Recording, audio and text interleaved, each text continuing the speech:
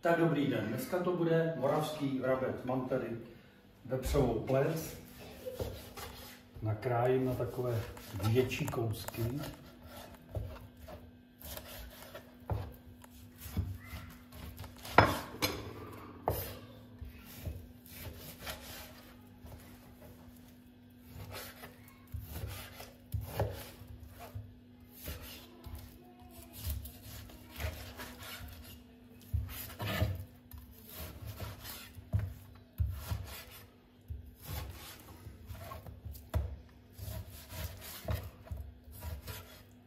Tak teď to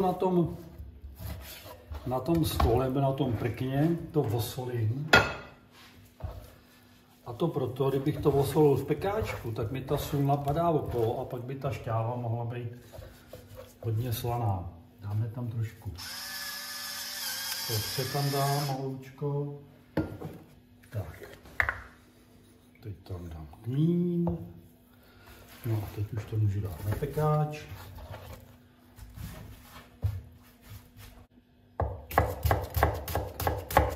Nakrájím cibuli, nemusí to být nějak extrémně jemný, protože ono se to nakonec stejně rozdusí.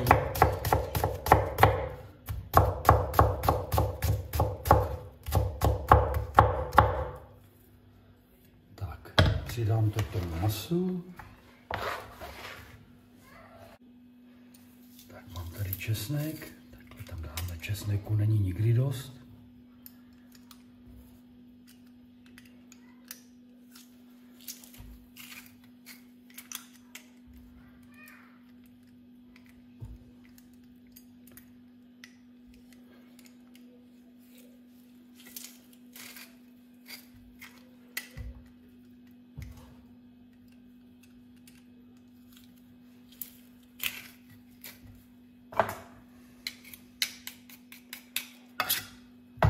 A nedá se to udělat jinak než rukama, takhle to krásně. Zamíchám, kápnu tam lehonce vody, ale opravdu jenom malučko, tak to stačí. No a dám to péct.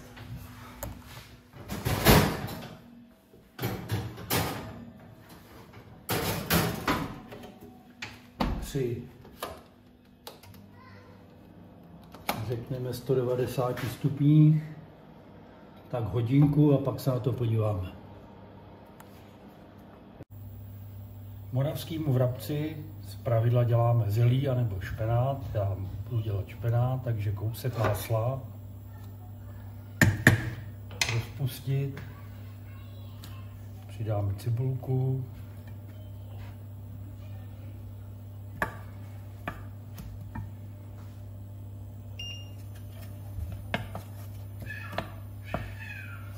A cibulka stačí jenom lehonce zapěnit, nemusíme to nějak dlouho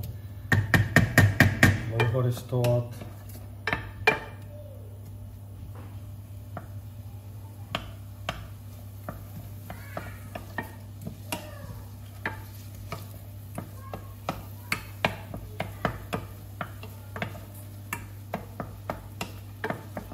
No výborně. Malou lžičku mouky. Úplně stačí takhle.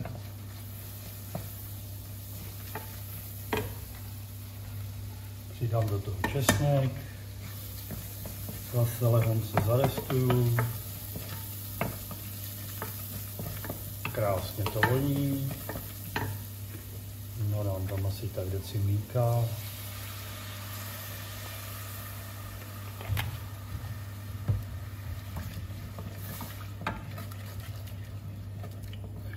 Zavařit, ono to lehonce zhustne, přidáme špenát, sůl, pepř a necháme pomalu vařit.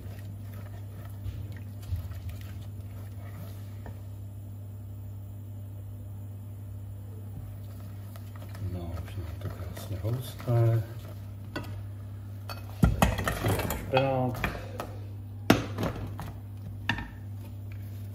Trošku to opatřím.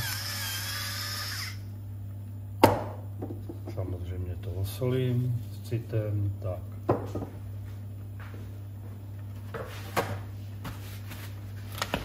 No a musíme počkat, až se to všechno rozpustí, začne se to pomaloučku vařit a necháme to těch 4 hodinky pomaloučku bublat a až se nám to rozpustí, samozřejmě ten špenát je mražený. Pokud byste měli čerstvý, tak je to lepší.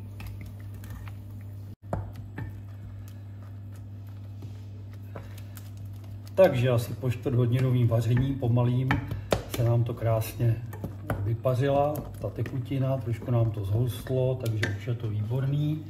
Přidám tam takhle 1 vajíčko.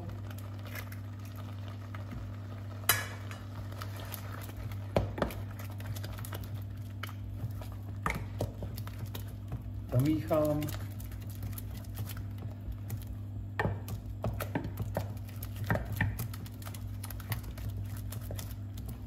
Tak, aby se to vajíčko rozprostřelo po celým. Krásný. Mám tady stěrku, krásně to z těch stěn. Takhle to dám dolů, takhle očistím vařečku, narovnám. Poklidku a máme hotovo. Tak, začínám dělat bramborové knedlíky, to znamená první, co udělám, že si dám vařit vodu. Dostatečné množství, vodu osolím. No a musím ji mít vařenou, až budu mít těsto hotový, tak to musím hned zavařit, protože bramborové těsto má někdy tendenci rychle řídnout. Tak a my jsme to nenechali půl hodiny, na to nečekali, že se nám zavaří voda. Takže vodu jsem dal vařit a začínám knedlíky. Už tady mám ze včerejška vařený brambory, takže je krásně takhle nastrouhám.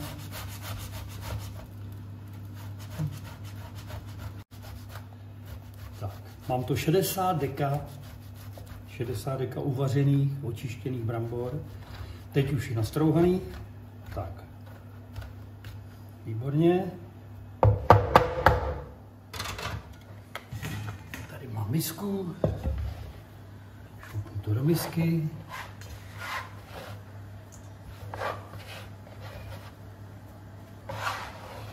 Musím to zase to vyčistit. Tak. Přidám sůl. Přidám vejce. Hop.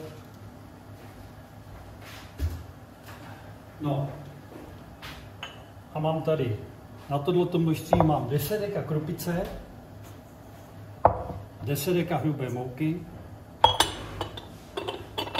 No a bohužel to nejde jinak než rukou.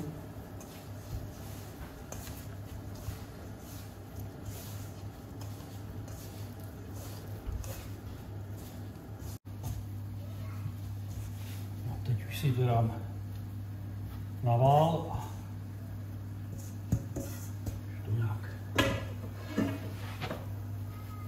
Dotvořím, samozřejmě nemá se tam dávat víc ani té mouky, ani té krupice, protože potom je to tvrdý a bramborové knedlíky mají být krásný. Tak. Zpracuji těsto. To krásně všechno pozbírám. A udělám knedlík.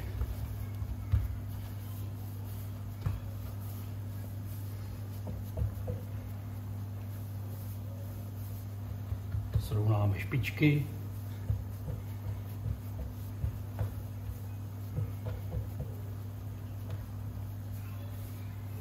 Paráda. Tady se nám to rozvírá, ne? Někdy to takhle zlobí, ale to nevadí, takže jednou, po druhý, po třetí. Tady to ještě opravím. Tak ještě jednou.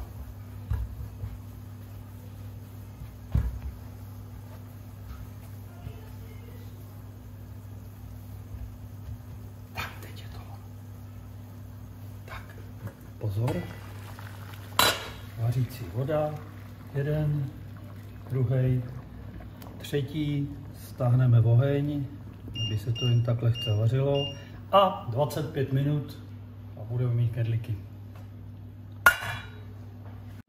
Tak teď se podívám na to maso, opatrně, aby to neopařilo, vidíte, krásně se to peče. Nebudeme to moc rušit, takhle ty opečený trošku otočíme, aby se to opeklo z druhé strany. No. No a pečeme dál. Takže si připravím mouku na zahuštění šťávy těch vrabců. Bude to taková menší lžička. Pokud chcete, tak a chcete si umazat ruku, tak to můžete udělat rukou, ale já to dělám takhle, takže si to přinesu sem.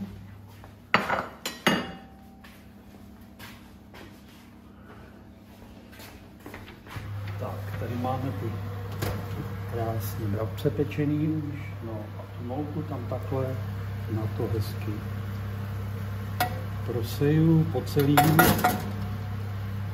Samozřejmě jde to rukou, jo, není problém. Tak a necháme to tam tak 5 minut, takhle jenom s tou moukou pec dál. Tak, 5 minut řeklo. Zaliju to trošku teplou vodou. Samozřejmě to zamíchat pěkně. No a budeme pokračovat ještě tak 20 minut, 15-20 minut v tom pečení, aby tady to, co se nám napeklo okolo, to dobrý, to se nám rozvaří a budeme to mít v té šťávě. Bude to moc dobrý. Tak. No, 25 minut teklo, kedlík se pokusím vyndat, vidíme, jak mi to půjde.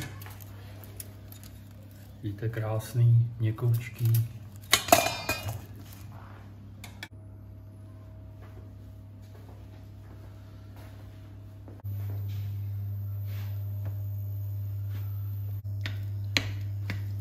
No a protože my jsme rodina zmasaná, tak tady mám ještě škvarkové sádlo a udělám cibulku na ty bramborové knedlíky.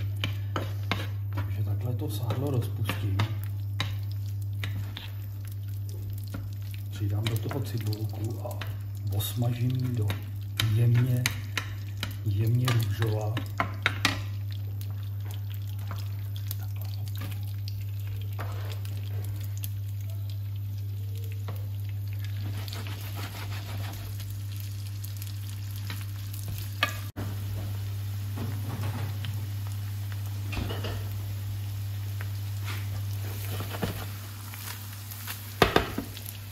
Tak, cibulku mám krásně osmaženou, jenom takhle chce růžová a teď už to vypnu, protože to bude mít setrvačnost, takže se to bude trošičku dělat, tak aby se to neudělalo moc.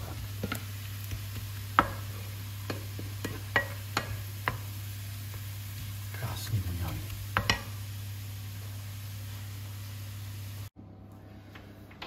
Krátce máme hotový. Krásně to vyndám, připravím si to servírování. Tak dáme nějakou ručku, tady. Tak a zase knedlíky dáváme 1, 2, pěkně jako karty. 3, 4, kdo chce víc, tak ten si řekne, nebo si přidá. Vlevo nebo vpravo nahoru od knedlíků dáváme přílohu, tedy špenát. Hezký kopeček. By to nevypadalo, jako když do toho slápa slepíte, to není dobrý nápad. Teď tady mám ty vrabce, takhle krásný 3 kousky. Trošku šťavky, výborně. No a protože jsme zmasaný, tak si navrch na ty knedlíky ještě dáme trošku ty osmažené cibulky. Takhle. Trošku tak. Takhle to máme a takhle to může být a takhle je to krásné.